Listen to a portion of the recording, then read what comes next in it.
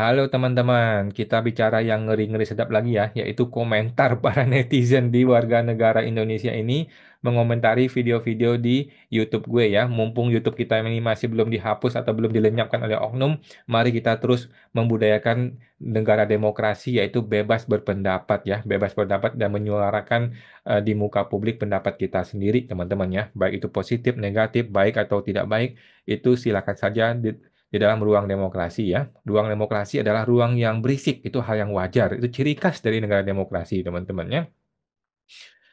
Ini mengenai konten yang ini nih, tanpa edukasi wajib pajak malah dipalak ya. Video ini sudah ditonton oleh banyak sekali orang ya, teman-teman ya. Ini masih kasus mengenai Pak Antono. Oke, Pak Antono yang di KPP Bojonegoro, teman-teman ya.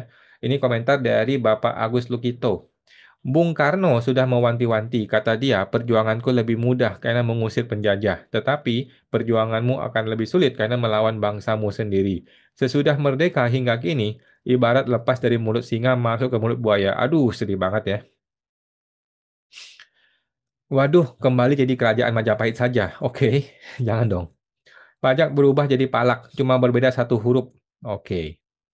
Saudaranya Mulyono yaitu Sri Mulyani bilang kalau bayar pajak sama Mulyani yang dengan bayar zakat dan sodako.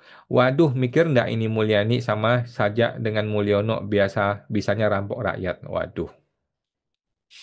Bapak Warsofet, aturan kalau berbelit-belit dan persentasenya besar pasti ada peluang kesempatan main. Udah pasti ya, setuju teman-teman ya. Justru itu yang dilakukan gitu loh. Bapak Jakra, kalau dari tahun 2020 nggak bayar pajak dan baru 2025 dicari-cari itu dendanya gede banget. Ya setuju. Bapak, Ibu Alicia, negara dengan salah satu tangan guritanya yaitu perpajakan yang ngawur merusak citra pemimpin negara, presiden dan menteror rakyatnya. Ya, setuju ya. Apa betul karena kurang mengerti sehingga SPT-nya kurang betul? Ditawari untuk menyuap. Karena tidak mau menyuap, dinaikkan tagihan menjadi 10 M. Tapi dengan syarat untuk pembetulan SPT-nya dengan margin laba tidak masuk akal di atas rata-rata yaitu 20%. Yang kita nggak tahu. Ya, kita nggak tahu betul atau tidak karena pihak KPP-nya bungkam, tidak mau bicara, ya, tidak mau terbuka untuk umum, maunya diselesaikan di ruang tertutup, gitu loh ya, di meja, eh di bawah meja. Begitu ya. Jadi kita nggak tahu klaimnya Pak Antoni benar apa nggak benar, kita nggak tahu karena pihak KPP-nya tidak mau terbuka. Pihak KPP-nya maunya diam-diam. Ya siapa yang mau diam-diam nanti ditempeleng di dalam ruangan pemeriksaan kan kasihan dong orang tua ya. Nggak mau kita. Ibu Ari Muslimah. Prabowo awas jangan 100% percaya sama orang-orang terdekatnya ya karena laporannya asar Bapak senang sendi kok dawuh. Oke. Bapak, ini Bapak Jang Nara 825 buajingan semua. Hahaha, setuju betul Pak. Gila ya, teman-teman ya. Sudah segitu buruknya persepsi masyarakat terhadap Kementerian Keuangan, terhadap DJP, terhadap Sri Mulyani, terhadap anak buahnya, terhadap petugas pajak. Padahal masih banyak loh petugas pajak yang betul masih banyak teman-teman ya. Masih banyak. Tetapi yang error-error muncul di publik terus dan tidak mau diperbaiki oleh si oknumnya ya. Bapak Pusico. Masalahnya simple. Dugaan saya, ini Bapak ambil margin terlalu kecil. Alhasil omsetnya meledak. Akhirnya nggak bisa bayar tagihan pajak. Mungkin Bapak ini pikir modal kulakan 100.000 dijual 105.000 sudah untung. Padahal kan ada PPh dan PPN yang harus dibayar. Ya intinya kesalahan klasik, mental UMKM anggap bisa banting harga atau untung tipis yang penting muter. Padahal bisnis tidak sesimpel itu. Ini gue setengah setuju ya teman-teman ya. Itu harus ambil faktur PPN dari supplier supaya bisa dikreditkan. Mau nggak orang yang punya profit margin tipis 2-4% harus jadi PKP? Nah, ini yang sulit teman-teman ya. Marginnya tipis, dia tidak bisa jadi PKP. Dengan tidak bisa jadi PKP, dia tergencet oleh PPN kan. Nah, ketika dia tergencet oleh PPN, dia ngamuk karena nggak sanggup bayar. Itu cilaka. Bukan hanya faktur sih, dari pembukuan juga harus rapi. Nah ini, orang tua gimana ngurus pembukuan? Kalau suruh suruh anak muda harus pembukuan, mesti bayar lagi kan? Bayar lagi tidak murah loh. Kalau yang murah pasti berantakan. Kalau yang bagus, mahal. Udahlah bagus, mahal, belum tentu diterima oleh pemeriksa pajak. Dibuang sama biasanya oleh oknum pemeriksa pajak ya. Terlihat helas profit marginnya. Mau ada faktur kalau nggak ada pembukuan pasti kena norma 30%. Kalau nggak ada pembukuan margin harus di atas 30%. Jual 1,5 kali harga modal. Jangan coba-coba di bawah itu habis pasti ya. Betul, betul ya. Kapan bisa tenang hidup di negeri ini? Ya, kalau mau tenang ya kayak gue ya. Lu investasikan duit lu di SBN udah beres. Saya saja pedagang keliling dikenai hampir 200 juta. Oh ya? Oke. Kok bisa kedeteksi pajak kalau pedagang keliling? Bisa aja ya. Biasanya dari jumlah uang di rekening ya, mungkin udah miliaran. Itu saya juga nggak tahu. Oke. Harusnya uang korupsi dikenai pajak yang tinggi juga. Aduh, janganlah. Ortu pernah usaha toko besi di Jawa Tengah. Memang margin itu kecil ya, antara 2-5% karena yang penting omset dan bisa buat kulakan bakulan yang punya toko di area lebih jauh, area pelosok dari kota. Kecuali kalau fokus untuk jualan pemakai langsung atau retail, bisa ambil lebih tinggi marginnya 10%. Walau tiap daerah bisa beda, seperti di Jakarta nggak mungkin lah ambil 10% ya, karena komponen biaya di Jakarta sangat mahal, tempat, gaji pegawai, dan lain-lain. Oke. Kalau margin sebenarnya lebih kecil dari norma pajak, maka disarankan melakukan pembukuan. Bukan itu masalahnya, bos. Pembukuan itu tidak mudah, tidak sederhana, dan sulit ya. Pembukuan itu mesti bayar pegawai mahal. Udahlah bayar pegawai mahal, belum tentu bagus hasilnya. Udahlah bayar pegawai mahal dan harganya bagus, belum tentu diterima oleh orang pajak. Jadi ini lingkaran setan, lingkaran setan. Kecuali negara mengajarin, begini loh cara pembukuan yang baik, dan kalau lu melakukan seperti ini, kami tidak akan mempermasalahkan lagi. Kecuali bisa begitu. Masalahnya orang pajak juga banyak nggak ngerti akunting. Dengan tidak mengerti akunting itu, dia hajar aja, dia tolak aja semuanya. Ya cilaka kita warga negara digituin ya. Karena pembukuan itu kalau rugi ya nggak usah bayar pajaknya. Tetapi kalau norma itu tidak ada mengenai rugi, karena semua nilai penjualan itu adalah objek pajak. Oke. Wah, biaya ekstra lagi hire orang untuk pembukuan. Betul ya, karena kalau individu mana ngerti pembukuan ya, yang paling sederhana. Ini yang kebanyakan UMKM nggak mampu ya. Beda kalau ukurannya besar dan usaha berupa PT atau CV. Betul. Kalau omset kamu terlalu tinggi dan profit margin 2% atau terlalu rendah, udah bisa mulai minta faktur PPN dari supplier. Bisa dari besi, bata, semen, dan lain-lain. Tapi dengan begitu juga harus sudah siap jadi PKP. Mau nggak mau agak jaga-jaga aja. Gue setuju ya. Jadi sudah saatnya jadi PKP. Tetapi kan banyak orang nggak sanggup, bos. Banyak orang nggak sanggup.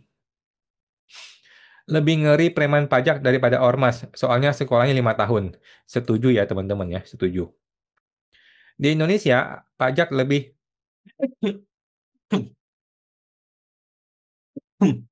sorry. Di Indonesia, pajak lebih menakutkan daripada malaikat maut. Waduh, lah malaikat mautnya aja dipajakin kalau bisa. Ada negara emang pajaknya tidak menakutkan. Joker pun lebih takut dengan IRS ya, petugas pajak daripada Batman. Malah dengan adanya pejabat korup di Konoha ini, pajak kita lebih enak diselewengkan karena harusnya bayar pajak 1 M bisa jadi 100 juta. Kalau di negara maju mah nggak bisa. Ya, setuju juga ya. Ada bang, yakni negara-negara di Timur Tengah macam UEA, Qatar, Saudi, Oman ya. Karena di negara tersebut memang tidak ada pajak pendapatan termasuk WNA dan para ekspat yang kerja di negara itu tidak dipungut pajak. Saya pernah kerja di Qatar 3 tahun ya, dari 2008 ke 2011, para bule-bule pun pada ke sana karena tidak ada pajak. Oke, very good. Negara yang Mas sebutkan itu negara dengan sumber daya alam yang luar biasa banyak dan jumlah penduduk yang sedikit. Mana layak jadi contoh? Oh ya, betul juga ya. Bahkan Saudi aja sudah mulai menerapkan PPN loh, Bang. Oh gitu. Lah, Abang nanyanya kan apa ada negara yang rakyatnya tidak takut pajak? Yaitu jawabnya, oke, kecuali dibatasi dengan kriteria tertentu, ya masuk akal juga. Bapak Amos Wang, apakah si Bapak ini ngambil barang kulakan dari tempat yang PKP? Ya, saya rasa mungkin campur aduk ya. Karena si supplier yang PKP, biasanya pabrik atau supplier besar, akan mencatat dan melaporkan penjualannya ke siapa saja di pembukuan untuk melaporkan pajak. Betul ya. Jadi mereka pajak bisa menelusuri omset. Om saya pernah kasus seperti ini. Ya, ini sudah umum ya teman-teman. Yang tidak umum adalah pajaknya itu bergejolak gitu loh. Awalnya diminta 300 juta, naik jadi berapa miliar gitu ya. Kemudian turun lagi jadi 700 juta, kemudian naik lagi jadi 10 miliar. Nah, itu yang jadi masalah ya. Pergerakan itu yang diduga pemerasan terselubung ya. Hanya sekedar masukan info bagi yang pernah melihat struktur pengenaan tarif pajak pakai norma ya, yang bisa sampai 35-40% di ibu kota provinsi. Itu sudah sangat tidak relevan dengan kondisi saat ini, setuju ya? Dan peraturan itu setahu saya belum pernah direvisi untuk waktu yang sangat lama, betul. Memang betul tarif normal dikenakan lebih tinggi untuk mendorong WP pembukuan, tapi jangan sampai kelewat batas. Ya, setuju, betul ini benar ini ya. Dan bagi yang pernah melihat simulasi cara hitung WPOP pribadi akan tahu bahwa tarif pajak dikenakan progresif, tapi lupa dalam dunia bisnis secara umum, semakin besar omset pendapatan suatu usaha, biasanya semakin kecil profit margin yang didapat. Ini benar teman-teman ya, ini betul nih pendapatnya nih, luar biasa Pak Albert Albert Sunaga ini ya, luar biasa. Setuju, Mas. Margin pajak itu sebenarnya sudah tidak relevan karena itu benchmark 2015 yang tidak tahu dari mana dasar hitung pajak bisa menentukan margin itu ya, bahkan ada yang 50%.